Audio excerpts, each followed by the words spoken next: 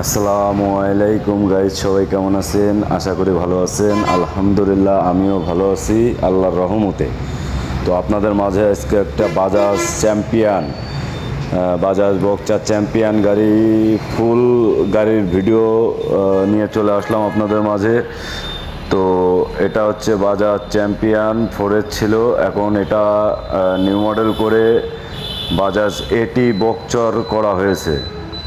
তো কালারটা কেমন হয়েছে আপনারা সবাই কমেন্টে জানাবেন। এটার হচ্ছে আপনার উপরের বডির মাল এবং ইঞ্জিনের যত আউটসাইড মাল আছে, চ্যাসিস সহ A to Z গাড়ি, পুরো গাড়ি কালার করা। তো আপনারা কি কোথা থেকে ভিডিওটা দেখছেন আপনারা কমেন্টে জানাবেন, এবং কালারটা কেমন হয়েছে এটা কমেন্টে জানাবেন।